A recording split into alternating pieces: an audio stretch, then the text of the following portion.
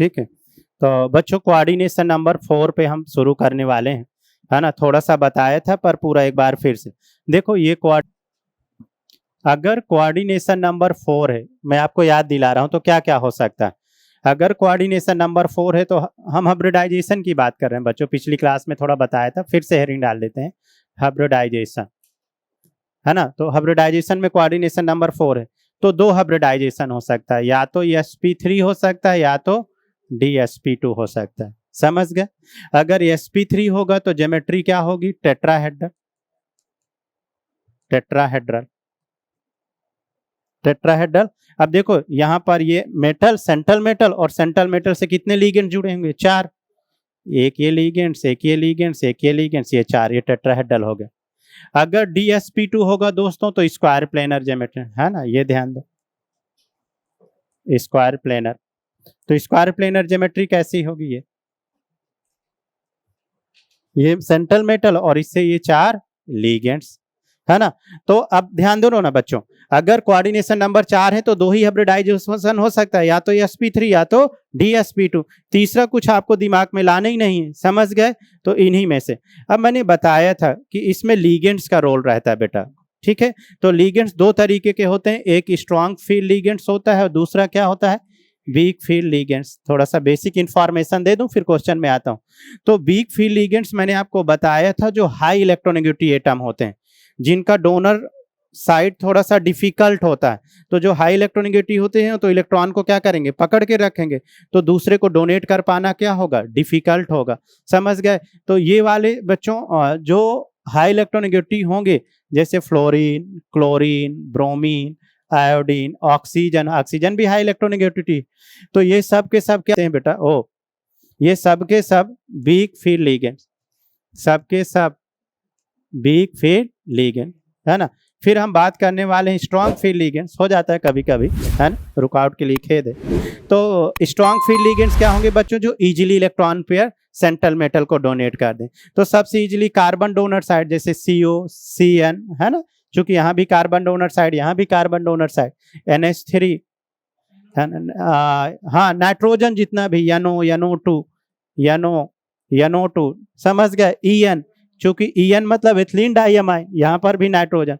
और बेटा यहाँ फास्फोरस भी ध्यान देना, फास्फोरस भी क्या है, स्ट्रॉन्ग फील्ड लिगेंड, क्योंकि ये भी इजीली डोनेट कर सकता है।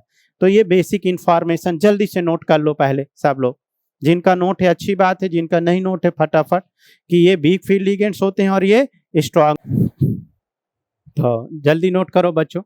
तो दोस्तों अब ध्यान से सुनो, जो स्ट्रॉन्ग फील्ड लिगेंड्स होते हैं वो क्या करते हैं, अनपेयर्ड इलेक्ट्रॉनों को पेयर्ड कर देते हैं। जितने भी स्ट्रॉन्ग फील्ड लिगेंड्स होते हैं ना, स्ट्रॉन्ग फील्ड लिगेंड्स में आ गए, तो ये क्या करते हैं बेटा, अनपेयर्ड इलेक्ट्रॉनों को, अगर अनपेयर्ड इलेक्ट्रॉन है, अनपेयर्ड इलेक्ट्रॉन को क्या कर देते हैं, पेयर्ड कर देते हैं, पेयर्ड कर देंगे, अनपेयर्ड इलेक्ट्रॉन को पेयर्ड कर देते हैं, ये लिख लो, पेयर्ड कर देते हैं।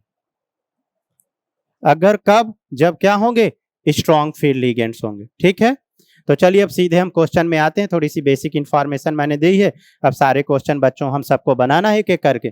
तो चलिए एक एक करके देखते हैं दोस्तों। चलो पहला केस लेते हैं बेटा, पहले ध्यान से देखो, FeH2O का होल 4 ये लिया, और ये Cl2। अब देखो सबसे पहले आपको क्या देखना है, लिगेंड्स, लिगेंड्स का क्या देखना है, कोऑर्डिनेशन नंबर। भाई कोऑर्डिनेशन नंबर से ही तो डिसाइड होगा कि यार कौन सा हाइब्रिडाइजेशन होने वाला है। अगर कोऑर्डिनेशन नंबर 4 है तो दो चीजें हो सकती हैं, आइए देखते हैं, sp3 होगा कि dsp2। तो सबसे पहले बेटा इसको मन में आयनाइज कर लो या जैसे भी, तो 2Cl-, तो यहाँ पर क्या हो गया, 2+, हो गया 2+। अब देखो वाटर न्यूट्रल लिगेंड से, तो ये वाला ऑक्सीडेशन स्टेट यहाँ पर कितना आ गया, Fe2+। अब अगर Fe2+ है तो ध्यान दो, Fe के एटॉमिक नंबर कितना हुआ, 26। इसका आउटर कॉन्फ़िगरेशन याद करो ना, 3ds, 18, 2, 20 और 6, 26। अरे 1s2 2s2 ये पूरा नहीं करा, क्योंकि आर्गन यहाँ 18 तक सब में 7 होता है। तो 18 के बाद बोले थे 3d लिखो और 4s, तो 18, 2, 20 और 6, 26। बेटा कितना पॉजिटिव चार्ज यहाँ पर, 2। जितने पॉजिटिव चार्ज उतने इलेक्ट्रॉन यहाँ से निकाल दो, तो S से 2 इलेक्ट्रॉन निकाल दिए। पहले C को सारे बच्चे, तो यहाँ पर क्या बचा आपके पास, 3d6, तो D सब सेल बनाओ। D में कितने बनने वाले हैं, 5, ये बना लिए। D के बाद क्या आया, 4s, ये 4s बना दिए, 4s के बाद क्या बनाया, 4p बनाया, ये 4p बनाया। अब देखो यहाँ 6 इलेक्ट्रॉन भरने वाले हैं, 6 कैसे भरोगे, हुंड रूल से, है ना, 1 2 3, ये 4, ये 5 और ये 6। तो बच्चों इसमें क्या क्या क्वेश्चन पूछेगा, सबसे पहले हाइब्रिडाइजेशन की बात करेगा, ठीक है। अब देख रहे हो बेटा 3d6 यहाँ मैंने फिल कर दिया। तो यहाँ पर अब ये जो लिगेंड्स है कहाँ कहाँ इलेक्ट्रॉन पेयर भेजेगा, हाइब्रिडाइजेशन में हमेशा ध्यान रखो जो ऑर्बिटल खाली होते हैं वही पार्टिसिपेट करेंगे। तो एक s ऑर्बिटल में और 3 p ऑर्बिटल में। अरे वाटर अपने इलेक्ट्रॉन पेयर कहाँ भेजा, एक s में और एक 3 p में। तो एक s और 3 p मिल करके क्या बना दिया, sp3 हाइब्रिडाइज।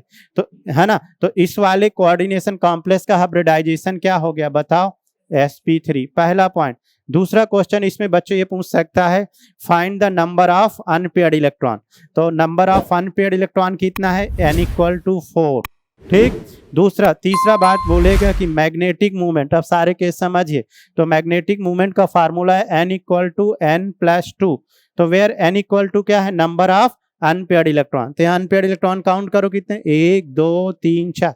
बच्चों कोऑर्डिनेशन कॉम्प्लेक्स में ध्यान रखना, हमेशा वैकेंट ऑर्बिटल ही हाइब्रिडाइजेशन में पार्टिसिपेट करते हैं। जिन ऑर्बिटल में इलेक्ट्रॉन हो जाएगा, ये वहां वाला नहीं है केमिकल बॉन्डिंग वाला हाइब्रिडाइजेशन, वो ऑर्बिटल हाइब्रिडाइजेशन में पार्टिसिपेट नहीं करेंगे। एक भरे हो, दो भरे हो, पूरी तरीके से क्या होना चाहिए, ऑर्बिटल खाली होना चाहिए। तो यहाँ बेटा एक s ऑर्बिटल, 3 p ऑर्बिटल, तो sp3 हो गया था। अब मैग्नेटिक मूवमेंट n की वैल्यू कितना रखने वाले हो, 4।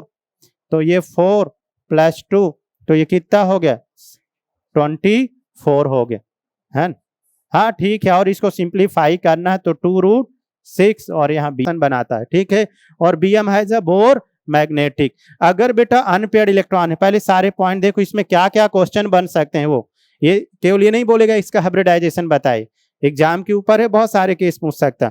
अगर नंबर ऑफ अनपेयर्ड इलेक्ट्रॉन है तो नेचर पूछेगा, या तो पेयर्ड होगा या तो क्या होगा, अनपेयर्ड। अगर कॉम्प्लेक्स कंपाउंड में अनपेयर्ड इलेक्ट्रॉन एक भी प्रेजेंट है तो उसका नेचर बेटा क्या हो जाएगा, पैरामैग्नेटिक। क्या हो जाएगा, पैरामैग्नेटिक। और अगर पेयर्ड होते तो क्या हो जाता, डायामैग्नेट। नोट करिए एक एक कर।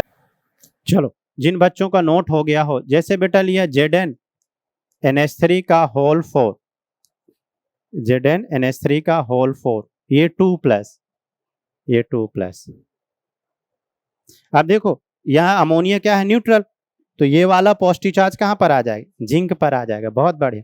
अब जिंक का कॉन्फ़िगरेशन याद आ रहा है आपको, 3d10 आउटर कॉन्फ़िगरेशन लेते हैं 4s2। तो बनाएंगे क्या, इसमें क्या क्या पूछेगा, सारी चीजें फाइंड करना है, hybridisation, number of unpaired electron, magnetic movement. तो बेटा यहां से 2 इलेक्ट्रॉन निकाल दीजिए, तो ये बचा 3d10। डी में कितने सब सेल, 5। 3d के बाद आता है 4s, 4s के बाद आता है 4p, ये 4p। अब ये 10 इलेक्ट्रॉन यहाँ भरना है आप सबको, 3 4 5 और ये 6, ये 7, ये 8, ये 9, ये 10। अब देखो डी में सब भर गए, तो कौन से ऑर्बिटल यूज होने वाले थे, जो ऑर्बिटल वैकेंट है। तो अपने को 4, कोऑर्डिनेशन नंबर 4 है, तो एक s में इलेक्ट्रॉन पेयर भेज देगा और 3 p में। तो ये 3, एक s और 3 p मिक्स होकर के कौन सा हाइब्रिडाइज आ गया बेटा, sp3 आ गया। समझ गए। अब अगर sp3 हाइब्रिडाइजेशन आ गया तो एक एक करके बताओ। पहला हाइब्रिडाइजेशन sp3, दूसरा नंबर ऑफ अनपेयर्ड n की वैल्यू 0। अगर n 0 तो बेटा म्यू = फार्मूला क्या लगाने वाले हो, n+2। तो n की वैल्यू 0 रखोगे तो म्यू p क्या हो गया, 0 हो गया। अगर पेयर्ड इलेक्ट्रॉन है तो नेचर कैसा हुआ बताइए, डायामैग्नेटिक। बहुत बढ़िया, ये डायामैग्नेटिक। हाँ नोट करिए। चलो नेक्स्ट बेटा बनाना है NiCl का होल 4 और ये 2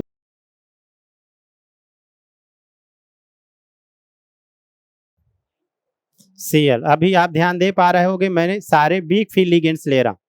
बच्चों ये नोटिस किए कि नहीं, हम हर केस में अभी क्या ले रहे हैं, वीक फील्ड। सारी चीजें बताना है, हाइब्रिडाइजेशन, मैग्नेटिक मूवमेंट, ठीक है। निकिल का कॉन्फ़िगरेशन याद करिए, हाँ 3d8। तो देखो बच्चों ये -1 होता है ऑक्सीडेशन नंबर, तो 4 सीधे निकाल लिया करो, 4 में से 2 गया, Na2+, है ना, Na2+ आ गया कॉन्फ़िगरेशन।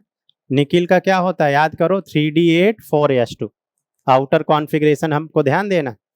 अब जितना पॉजिटिव चार्ज है बेटा उतने इलेक्ट्रॉन निकाला करिए, तो 2 पॉजिटिव चार्ज है तो 2 निकाल दोगे, 3 है तो 3, 4 है तो 4। अब S से निकल गए तो D, ये D, ये D, और 3D के बाद क्या आया 4s, और 4s के बाद क्या आया 4p, है ना। चलिए इलेक्ट्रॉन भरिए बेटा, भरो सब लोग। ये 1 2 3 4 5 6 7 8, है ना। अब देखो चूंकि Cl has a weak field ligands, तो ये अनपेयर्ड को वैसा कहा वैसा रखेगा।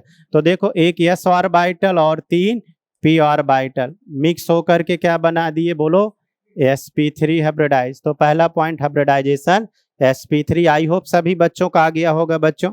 सेकंड बेटा क्या निकालने वाले हो, नंबर ऑफ अनपेयर्ड इलेक्ट्रॉन। तो number of unpaired electron n, it is represented by n, 2 आ गया। अगर अनपेयर्ड इलेक्ट्रॉन आ गया तो सीधे आप क्या निकालने वाले हो, मैग्नेटिक मोमेंट। तो m equal to under root nn+2, तो ये √8 आ गया, √8, ये bm। नेचर क्या होगा बच्चों बताओ, पैरा की डाया। अगर एक भी अनपेयर्ड इलेक्ट्रॉन है तो क्या हो जाएगा, पैरा मैग्नेट, है ना। तो फोर्थ हो गया पैरा मैग्नेटिक। नोट करिए सारी चीजें फाइंड करना। ज्योमेट्री क्या होगी, अरे वाह, टेट्राहेड्रल, है ना, टेट्राहेड्रल। ये ऐसे बना दिया करो, ये m और ये वाटर वाटर 4 लिगेंड्स ऐसे जुड़ जाएंगे, टेट्राहेड्रल। बनाइए बनाइए, चलो एक और बनाओ, क्रोमियम NH3 का होल 4 Cl2, फटाफट। क्रोमियम बेटा, क्रोमियम NH3 का होल 4 Cl2, तो 2Cl minus, ammonia has a neutral ligands, है ना। तो चूंकि यहाँ चार्ज 0 होगा तो 2Cl माइनस, तो ये क्या हो गया 2+। सबसे पहले ऑक्सीडेशन नंबर। अब क्रोमियम का कॉन्फ़िगरेशन याद करो बच्चों, हाँ 3D5 4s1, एक्सेप्शन वाला केस। अभी कितना पॉजिटिव चार्ज है, 2। आगे बनाओ, बहुत बढ़िया, सारी चीज फाइंड करो बेटा। क्रोमियम के साथ और जिंक के साथ अमोनिया वीक फील्ड ही रहेगा, इसको आप बना। चलिए नेक्स्ट, Ni2-। अब धीरे से हम स्ट्रॉन्ग फील्ड में आ गए बच्चों। NiCN का होल, चलिए सबसे पहले ऑक्सीडेशन नंबर 4 में से 2 गया 2+। सबसे पहले कौन, 3D8 4s2 बेटा। अब यहाँ पर 2 ये, तो ये बना 3D8। सारी चीजें हमको फाइंड करनी है यहाँ पर, हाँ 1 2 3 4 5, ये 6, ये 7 और ये 8। अब 3D के बाद क्या आता है 4s, ये भी लिख लो, और 4s के बाद क्या आता है 4p, ये भी लिख लो। अब देखो बच्चों, मैंने बताया कि स्ट्रॉन्ग फील्ड लिगेंड्स अनपेयर्ड इलेक्ट्रॉनों को क्या कर देगा, पेयर। समझ गए, क्योंकि स्ट्रॉन्ग फील्ड लिगेंड्स की एनर्जी बहुत ज्यादा हो जाती है, ठीक है, तो फिर क्या करने लगता है, पेयरिंग करने लगता है। तो ये वाला इलेक्ट्रॉन यहाँ चला आएगा, चूंकि यहाँ पर क्या है स्ट्रॉन्ग फील्ड लिगेंड। तो पहले मैंने वीक फील्ड लिगेंड्स के केस कराए, और फिर इसके बाद सीक्वेंस में ये वाला पेयर्ड इलेक्ट्रॉन को क्या कर दिया, पेयर। अब बच्चों देखो, एक इसमें डी खाली हो गया। अब इसमें वही बच्चों, पहले बोर्ड पे ध्यान दो जी, आपके पास दोनों पॉसिबिलिटीज कि सर S और 3p लेके sp3 बना सकते हैं, और एक ये पॉसिबिलिटी कि एक D और एक S और 2p लेकर के dsp2 बना सकते हैं। तो यहाँ पर हम क्या बनाएंगे, dsp2, क्योंकि इस वाले D की एनर्जी क्या है, कम है।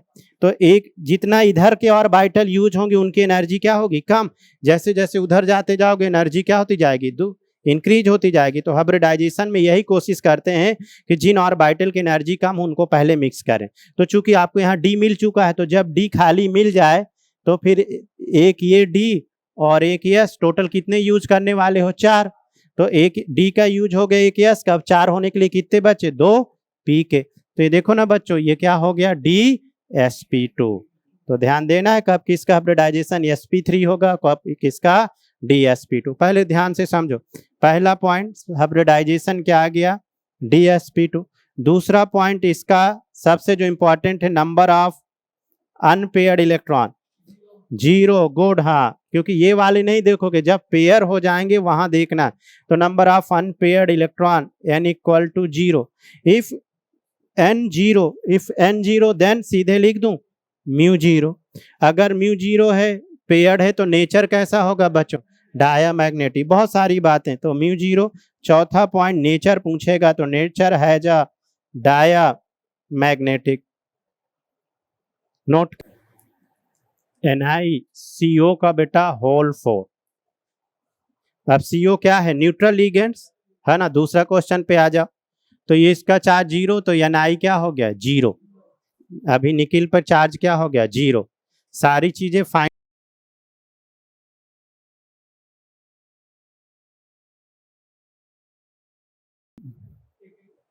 हाँ, इसका इंपॉर्टेंट ये तो इंपॉर्टेंट आ गया।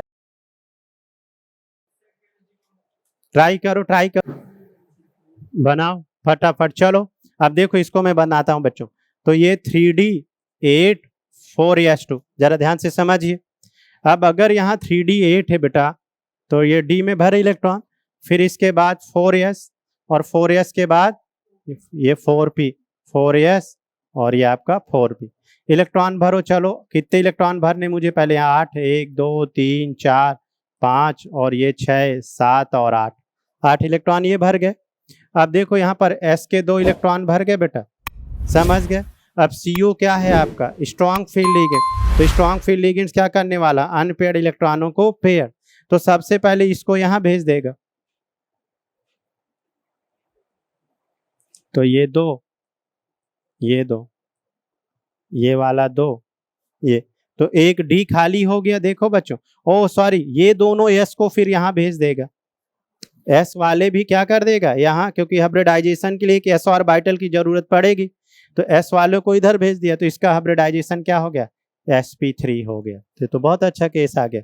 तो एक s ऑर्बिटल और 3 p ऑर्बिटल मिलके यहाँ हाइब्रिडाइजेशन क्या हो गया, sp3। से इंपॉर्टेंट लगा लो, वेरी इंपॉर्टेंट। मतलब आप एक बच्चों लीगेंड्स देख के डिसाइड नहीं करोगे कि हाइब्रिडाइजेशन क्या है।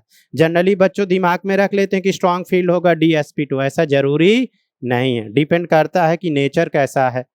चलिए अब देखो बेटा, सारी चीजें बताओ। पहला hybridization sp3, number of unpaired electron 0, if unpaired electron 0 then μ0, और n0 μ0 then diamagnetic nature. Nature भी तो पूछ सकते नहीं, ऐसा जरूरी नहीं है, डिपेंड करता है। ऐसा कोई, ओ बच्चों, ऐसा कोई रूल मत बना लीजिएगा। कोई भी कॉम्प्लेक्स के नेचर्स पे हाइब्रिडाइजेशन और म्यू डिपेंड करता है, तो कोई ऐसा रूल मत जनरलाइज कर लेना ऐसा कोई, ठीक है, अपने से, ठीक है। हाँ। चलिए अगला, अच्छा चलो एक और बनाओ, एक और बनाओ। देखो अगर मैं यहीं पे NiCO का होल 4 और ये 2+ ले लेता, अब देखो इस बार, इससे पहले न्यूट्रल कॉम्प्लेक्स था, अब 2+ लिया। चलो सब चीज फाइंड करो बेटा, हाइब्रिडाइजेशन। हाँ गुड। तो ये बेटा 0 हो गया, तो Ni2+, ओ भाई क्या हो रहा है, Ni2+ हो गया। बनाओ सबसे पहले, अगर Ni2+ तो 3D8 4s2। अब जितना पॉजिटिव चार्ज है उतना इलेक्ट्रॉन रिमूव करें, निकालें। 3D8 हाइब्रिडाइज, सारी चीज फाइंड करो, 1 2 3 4 ये 5। 3D के बाद क्या आया, 4s 0 और 4p, ये 4p आ गए। अब हुन रूल से इलेक्ट्रॉन भरिए, 1 2 3 4 5 6 7 8। अब लीगेंड्स देखो, स्ट्रॉन्ग फील्ड, अगर स्ट्रॉन्ग फील्ड लीगेंड से तो अनपेयर्ड इलेक्ट्रॉनों को क्या करने वाला, पेयर्ड करने वाला, तो इसको यहाँ कर देगा। तो डिपेंड करता है बच्चों कॉम्प्लेक्स कैसा है। तो 1 ये 2 1 2 1 2, ये वाला यहाँ भेज दिया, ये पेयर्ड हो गया। तो देखो एक D खाली हो गया। अब एक D खाली हो गया, अगर एक D खाली हो गया तो एक D ऑर्बिटल फिर क्या यूज करोगे, एक S और 2 P। चूंकि कोऑर्डिनेशन नंबर क्या है 4, तो 4 के लिए 4 खाली ऑर्बिटल चाहिए ना, तो हाइब्रिडाइजेशन क्या हुआ dsp2।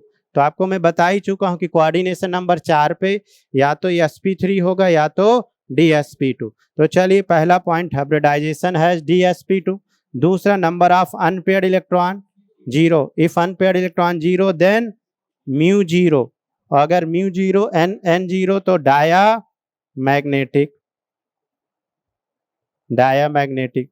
बच्चों अगर dsp2 होगा तो कौन सा डी यूज है ये पूछ सकता है, कौन सा डी यूज, डी में 5 होते हैं। तो ये मैं अभी अभी आपको बता दे रहा हूँ, CFT में इसको मैं सिखा दूंगा। पर अभी आप जब भी dsp2 हाइब्रिडाइजेशन होगा तो इनर डी यूज, मतलब डी यूज कौन सा D use, dx² minus y²। तो 5D में कौन सा डी यूज हो रहा है यहाँ हाइब्रिडाइजेशन में, dx² माइनस y²। तो ये बहुत अच्छा इंपॉर्टेंट पॉइंट है। अगर dsp2 होगा तो ज्योमेट्री क्या होगी दोस्तों, बोलो। इस नेक्स्ट पॉइंट स्क्वायर प्लेनर, ये बात भी मत भूलिए, स्क्वायर प्लेनर। ये स्क्वायर प्लेनर ये भी बना दिया करो। ये 4 लिगेंड, सेंट्रल मेटल से 4 लिगेंड। यहाँ सेंट्रल मेटल क्या है, निकल, और निकल से 4 कार्बोनिल कम। रुको, अरे नहीं, लिगेंड्स का फर्क है ना, वेनेडियम CO का होल 4 क्या है बताओ, sp3। अच्छा चेक करते हैं, इंपॉर्टेंट है काफी, ये थोड़े कॉन्सेप्चुअल लेवल के प्रॉब्लम, एग्जाम लेवल के कंप्लीट। तो चलिए देखते हैं बच्चों, यहाँ पर देख लेते हैं वेनेडियम का कॉन्फ़िगरेशन 3D 4s 18 2 20 3 23, और क्या V है ना 23 हुआ, तो क्या कर, ठीक। अब देखो यहाँ पर बच्चों ये D ऑर्बिटल, D में ये 5, D के बाद ये बनाया 4s2 और 4s के बाद ये 4p, ठीक है। 4p तो पूरा ही खाली। अब चलो यहाँ 3 इलेक्ट्रॉन ये भरो, 1 2 ये 3, अब ये भर दिया यहाँ पर, ये 2 भर दिया। अब बच्चों CO क्या है बताओ, स्ट्रॉन्ग फील्ड, ठीक है। अगर स्ट्रॉन्ग फील्ड लिगेंड से तो अनपेयर्ड इलेक्ट्रॉनों को क्या करने वाला, पेयर करने वाला। हाँ तो देखो, ओ भाई साहब रुको जरा, ये वाले यहाँ अच्छा केस है, अपने मन से कोई रूल मत जनरलाइज कर देना। तो ये यहाँ और ये वाला यहाँ, अब ये 2, एक यहाँ आ गया बच्चों और एक यहाँ आ गया, तो एक अनपेयर्ड इलेक्ट्रॉन आ गया। अब आपको 2D खाली मिल गए, कितने 2D, और एक S और 3P, समझ गए। तो भले ही 2D खाली हो गए, हमको कितने D की जरूरत है, एक, तो ये वाला D एक ये ले लेंगे, एक D और एक S और 2P। तो यहाँ पर हाइब्रिडाइजेशन क्या हो गया बच्चों, dsp2 हो गया। और इसका नेचर क्या हो गया, पैरा, अनपेयर्ड, एक बेटा एक, चूंकि स्ट्रॉन्ग फील्ड लिगेंड से। चलिए सब अच्छे केस करा रहा हूं, इसको आपको ट्राई करना है। CuCl का होल 4 ये -1 -2 का, CuCl का होल 4 2- कॉपर और क्लोरीन। इसके बाद ट्राई करेंगे, इंपॉर्टेंट लगाओ बच्चों अच्छे के। कॉपर का कॉन्फ़िगरेशन याद करो, हाँ। तो सबसे पहले ऑक्सीडेशन स्टेट निकालिए, 2 आ गया, बहुत बढ़िया। कॉपर का ऑक्सीडेशन स्टेट है 2। चलो कोशिश करो सब लोग। तो हमने लिया बेटा CuCl का होल 4 और ये 2-, तो यहाँ पर ऑक्सीडेशन स्टेट 2+, कॉन्फ़िगरेशन 3D 10 और 4s1। अब कितना पॉजिटिव चार्ज है यहाँ पर, 2। अगर 2 पॉजिटिव चार्ज है तो एक यहाँ से और एक यहाँ से, तो ये बेटा क्या आ गया 3D 9, ये 9, 3D 9 के बाद 4s और 4s के बाद ये क्या आ गया 4p। चलो भरो, 9 इलेक्ट्रॉन भरने वाले हो, 1 2 3 4 5 6 7 8 और ये 9। ठीक। अब देखो आपके पास खाली क्या बच रहा है, एक s ऑर्बिटल, 3 p ऑर्बिटल, तो हाइब्रिडाइजेशन क्या हो गया, sp3, पहला point. Number of unpaired electron n की वैल्यू 1, अगर n इज 1 तो म्यू निकालो, हाँ ना, फार्मूला लगाओ, n इक्वल टू +2, तो 1 1 +2, तो ये आ गया √3। नेचर बच्चों क्या हो गया बताओ, पैरा मैग्नेटिक, ये आ गया पैरा मैग्नेटिक, नोट करिए।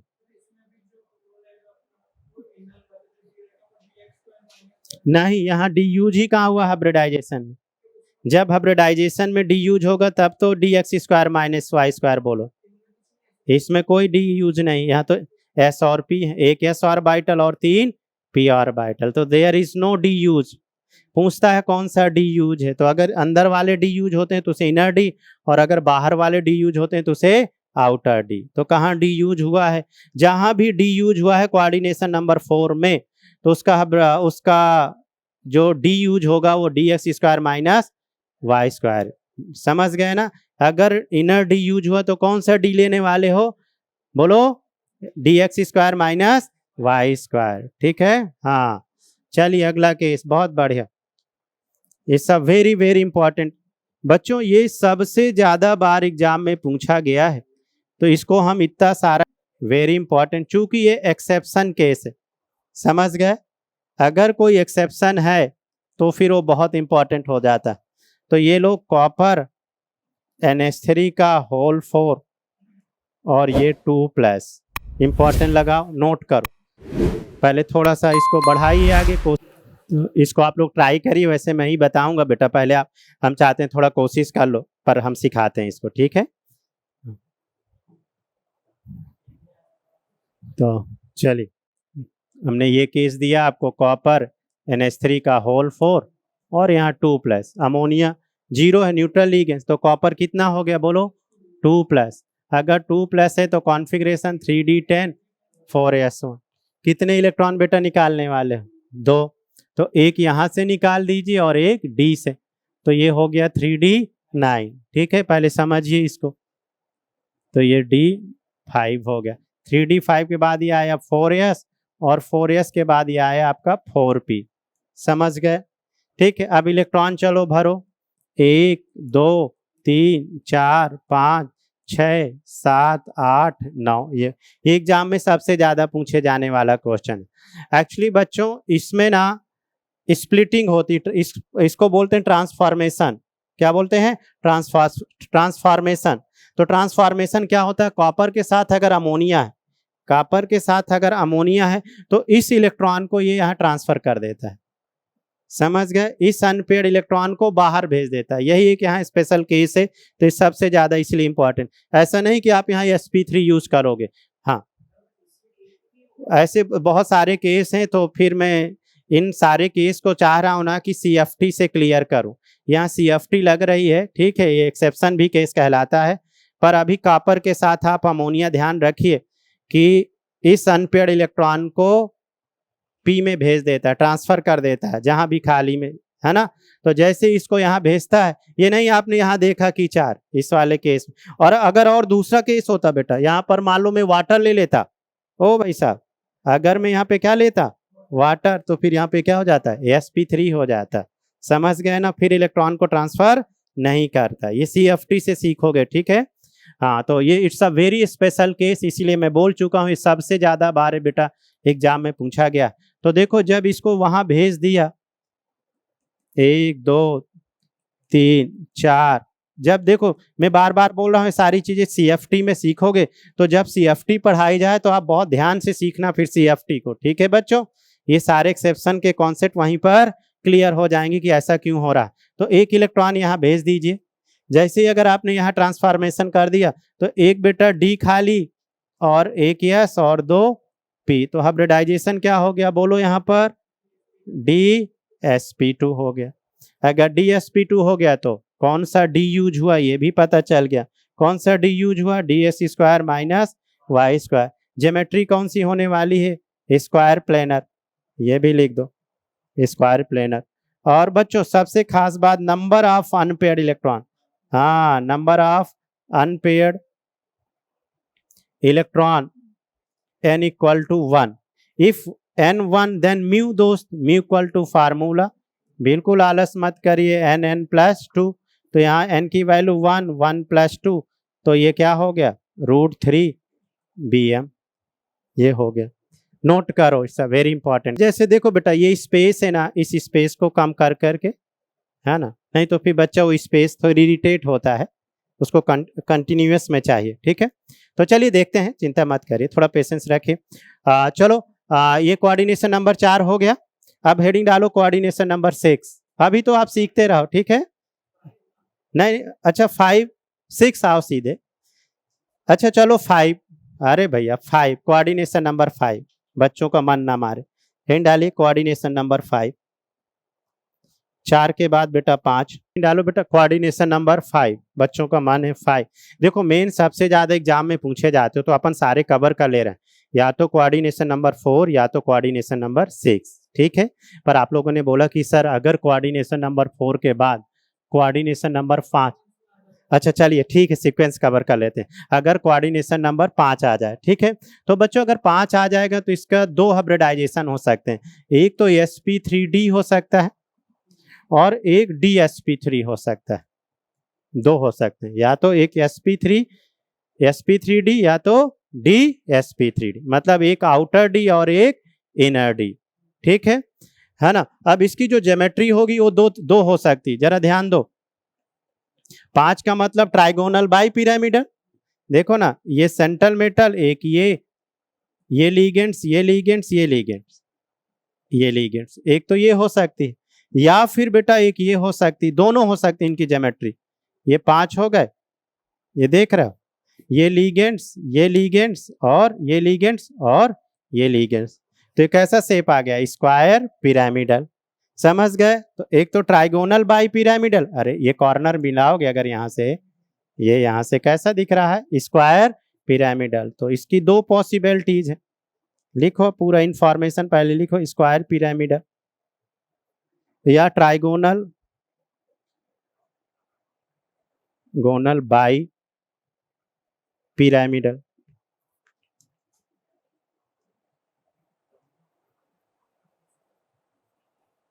पिरामिडल, ठीक है बच्चों, इसमें जो डी यूज होगा वो dz² होगा, समझ गए।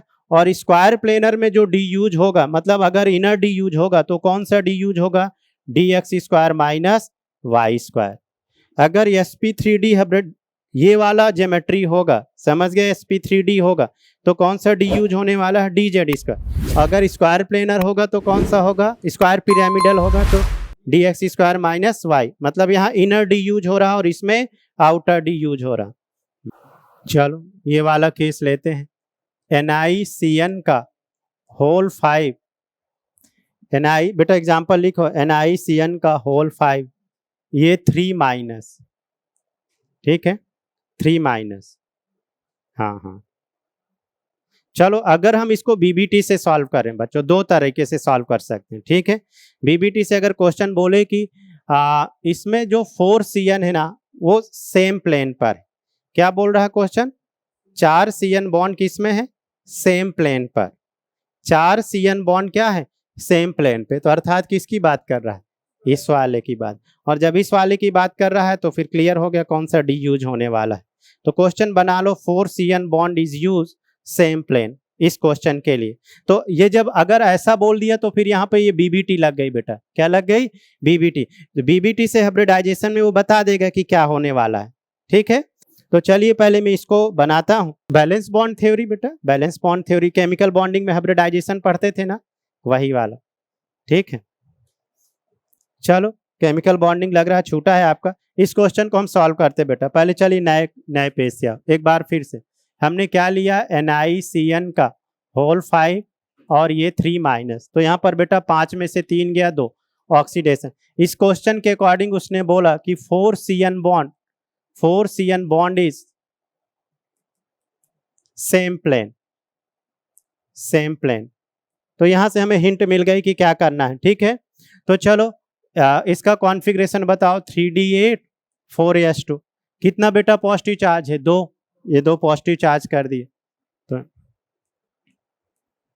ये d में 5 और इसके बाद ये क्या हो गया 4s और 4s के बाद ये हो गया 4p। हुंड रूल से इलेक्ट्रॉन फिल करिए 1 2 3 4 5 6 7 और ये 8। ठीक है, अब देखो दोस्त, अब इसके बाद यहां पर आप क्या करने वाले हो 5 यूज करने हमें ऑर्बिटल को। तो ये Cn स्ट्रॉन्ग फील्ड है अगर, तो इस अनपेयर्ड इलेक्ट्रॉन को क्या कर देगा पेयर्ड। अगर वो बोलता कि ऐसा नहीं है, इसमें आउटर डी यूज हो रहा है, आउटर डी यूज हो रहा है, तो फिर एक डी ऑर्बिटल और हम बनाते। समझ गए? तो चलिए, खैर क्वेश्चन ने बोला है, जैसा क्वेश्चन बोले वैसा करते जाओ। तो ये 1 2 3 ये वाला यहाँ, ये सारे के सारे पेयर्ड हो गए। अब अगर सारे पेयर्ड हो गए तो एक ये डी यूज और एक ये एस और बेटा 3p, तो एक डी ये एस और DsP3 हो गया कोऑर्डिनेशन नंबर 5 में DsP3। अगर DsP3 हो गया तो बोला 4 CN bond in same plane, तो 4 CN बॉन्ड सेम प्लेन मतलब कौन सा, ये देखो ना, ये क्या लिया, ये निकल, इससे ये चारों CN, ये 4 CN, ये ऐसे कोऑर्डिनेट बना दो, ये CN, ये चारों सेम प्लेन हो गए। एक बचा CN कहाँ जुड़ जाएगा यहाँ पर, तो ये क्या हो गया स्क्वायर पिरामिड। इसमें जो डी यूज हुआ कौन सा डी यूज है बेटा, dx square minus Y square. Note करिए, ज्योमेट्री है जी स्क्वायर पिरामिड, नोट कर। इसके बाद एक क्वेश्चन और करेंगे, है ना। चलो मान लेते हैं हम लिए FeCO का होल 5। ठीक, अब कोऑर्डिनेशन नंबर 5 है। अब क्वेश्चन बोल रहा है, पहले अच्छा नोट करो फिर बोलेंगे। बच्चों अगला क्वेश्चन हमने बनाया FeCO का बोलो होल 5, ये बनाया। इसमें दोनों हाइब्रिडाइजेशन हो सकते हैं बच्चों, कौन कौन सा, sp3 बोलो sp3d और dsp3 दोनों हो सकते हैं। समझ गए, मतलब sp3d भी हो सकता है और यहाँ क्या हो सकता है dsp3। अब क्वेश्चन वो बोलेगा कि आपको कौन सा करना है। अब कैसे हिंट देगा, बोलेगा यार यहाँ पर जो इस वाला कॉम्प्लेक्स है, इसका जो नेचर है वो डायामैग्नेटिक है, मतलब म्यू जीरो है, म्यू जीरो मतलब ये क्या है डायामैग्नेटिक है। समझ गए? अब यहाँ से आपको हिंट मिल गया, म्यू जीरो है मतलब ये क्या है डायामैग्नेट।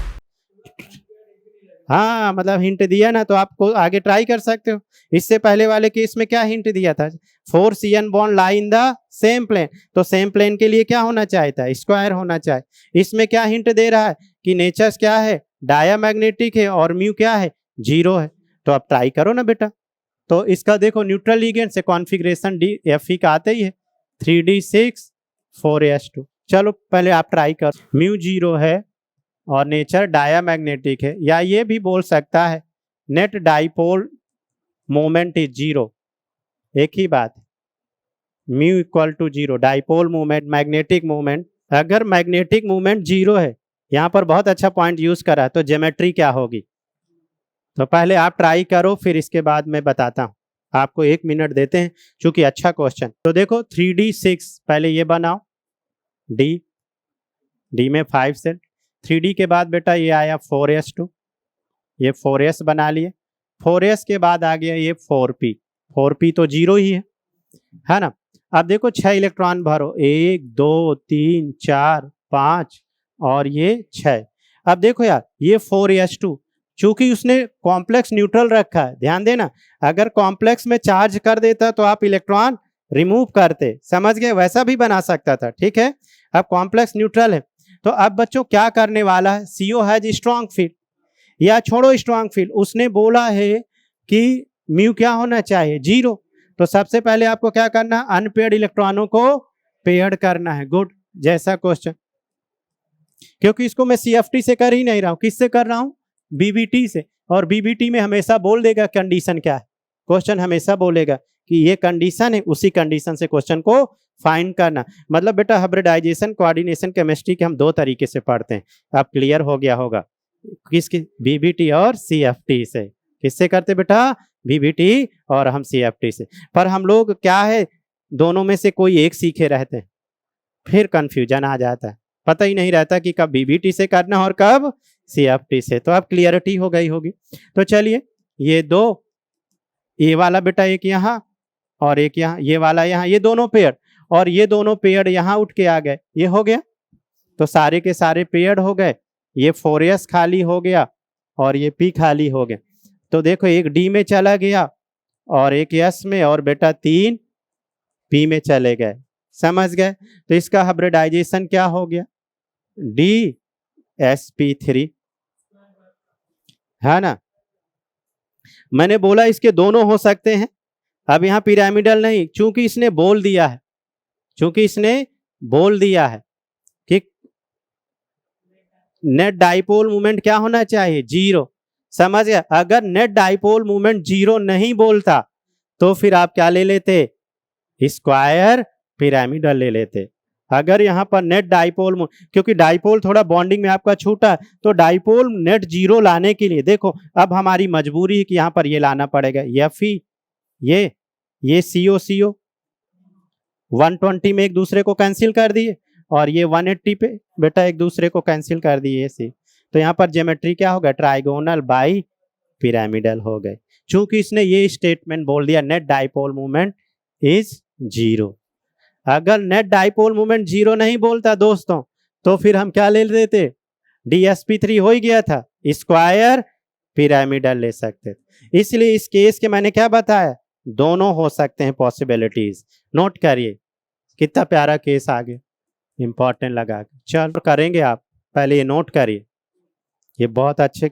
अब आपने छेड़ा है तो पूरा ही सीखिए, है ना, नहीं तो हम आगे बढ़ने वाले थे धीरे से। FeCO का होल 5 बेटा, ठीक है। अब क्वेश्चन बोल रहा है, क्वेश्चन क्या बोल रहा है कि इसका जो म्यू है वो √8 है। क्वेश्चन ने बोल दिया अगर म्यू √8 है तो मतलब बेटा यहाँ अनपेयर्ड इलेक्ट्रॉन कितना आ गया? 2। अनपेयर्ड इलेक्ट्रॉन 2, हालांकि अनपेयर्ड इलेक्ट्रॉन 2 नहीं बोलेगा चूंकि म्यू बोल ही दिया। समझ गए? या इसको मैं बोल दूं, चलो बोल ही दिया तो N2 है, तो फिर नेचर क्या हो गया? पैरामैग्नेट। अब इतनी सारी इंफॉर्मेशन दे दिया तो अपने आप निकल आएगा। चलिए आज बहुत अच्छे अच्छे बेटा केस किए। आज देखो, आज जो बच्चे अब्सेंट रहते तो ये सब छूटता। तो कभी कोई भी क्लास कोशिश किया करिए अब्सेंट ना हो, नहीं तो उस दिन के सारे कॉन्सेप्ट फिर मिस हो जाते हैं। ठीक है, हाँ, क्योंकि हर क्लास अपनी बहुत कॉन्सेप्चुअल होती है, आप देख रहे हो, तो छोड़ा मत करिए क्लासेस। अब देखो बेटा, जैसा वो बोल रहा है वैसा करते जाओ। अब आपको कितने अनपेयर्ड रखना है? 2, है ना। हाँ, तो 2 अनपेयर्ड इलेक्ट्रॉन रखने के लिए आप क्या करोगे? 3d8 कर लो। 3d8 तभी तो अनपेयर्ड इलेक्ट्रॉन 2 आएगा। अरे क्वेश्चन, अनपेयर्ड इलेक्ट्रॉन कब 2 आते हैं? जब d8 कॉन्फ़िगरेशन। याद करो निकेल का कॉन्फ़िगरेशन 3d8, 8 जब भरते थे तो कितना आता था। ऐसे आपको प्रेजेंस ऑफ माइंड लगाना पड़ेगा। मतलब s वाले 2 इलेक्ट्रॉन किस में भेज दो? d में। चाहे पहले भेज दो चाहे बाद में भेज दो, चाहे जैसा, अरे चाहे पहले भेजो चाहे बाद में भेजो, बात तो वही हुई ना। आपको 2 अनपेयर्ड रखने। चलिए मैं क्लियर करता हूं। FeCO का होल 5 इस बार क्वेश्चन ने बोला है अकॉर्डिंग टू बीबीटी। क्या बोला बेटा? बोलो μ = √8 या n = number of unpaired electron is 2। और अनपेयर्ड इलेक्ट्रॉन 2 तो नेचर कैसे होने वाला है? पैरामैग्नेट। उसने ये सब पहले ही बोल दिया। अब इसके अकॉर्डिंग निकालिए, तो इसका कॉन्फ़िगरेशन क्या हुआ? बोलो 3d6 4s2। तो 4s के बाद क्या आया? 4p0। ठीक है, अब देखो क्या करने वाले हो बेटा, ये 2 इलेक्ट्रॉन यहाँ भेज दो, तो ये क्या हो गया? 3d8 और 3d8 हो गया, तो ये 4s0 और 4p0। मैंने क्यों भेज दिया? क्योंकि हमें यहाँ पर अनपेयर्ड इलेक्ट्रॉन कितने लाने हैं? 2। क्वेश्चन बोल रहा है ना कि अनपेयर्ड इलेक्ट्रॉन 2 लाइए, भाई तभी तो आप लाएंगे। पता कैसे चलेगा? वहां देगा 1 2 3 4 5 6 7, ये 8। देख रहे हो? समझे? अब देखो बेटा, यहां पर फिर इसके बाद ये 4s और 4s के बाद 4p और 4p के बाद फिर क्या आने वाला, 4d, सॉरी 5d, जो भी 3d के बाद 4d आएगा बेटा, 4d, ये 4d आए। अब देखो तो एक s ऑर्बिटल, वाह वाह, 3 p ऑर्बिटल और एक d ऑर्बिटल, तो यहाँ हाइब्रिडाइजेशन क्या हो गया, sp3d। मैंने बताया ना दोनों पॉसिबिलिटीज हो सकती है। अगर वो ये नहीं बोलता, ये कंडीशन नहीं देता तो चेंज हो सकता था। मान लो इसी को वो पेयर कराना चाहता तो बोल देता म्यू 0 हो गया, और अगर म्यू 0 हो गया तो फिर क्या हो जाता, पेयर, और पेयर हो जाता तो एक डी क्या हो जाता है, खाली, तो फिर क्या हो जाता है, dsp3। अभी क्या हो गया, sp3d, समझ गए। अब अगर sp3d है तो आउटर डी यूज हुआ, तो मैंने यहाँ बताया ना sp3d में dz², यहाँ कौन सा डी यूज होने वाला है, dz², और अगर स्क्वायर पिरामिडल है तो इनर डी, और इनर डी मतलब dx² माइनस y²। अब देखो इसका ज्योमेट्री बना ही सकते हो, ट्राइगोनल बाई पिरामिडल, समझ गए। तो ये बना दो, ये मेटल 1 2 3, ये लिगेंड्स नोट करो बेटा, तो यानी इक्वल टू 2 आ गया, सारी चीजें सेटिस्फाइड हो गई। तो बीबीटी में हमेशा वो बोल के रखेगा, समझ गए कि क्या लाना है। हेडिंग डाल लीजिए कोऑर्डिनेशन नंबर 6, इसको अगली क्लास में करेंगे। अगली क्लास में पूरा कोऑर्डिनेशन 6 कवर कर लेंगे, हाइब्रिडाइजेशन। तो मिलते हैं बच्चों नेक्स्ट क्लास में। कोई डाउट वाउट हो तो पूछ के जाइएगा, है ना, कोई कंफ्यूजन नहीं रहना चाहिए।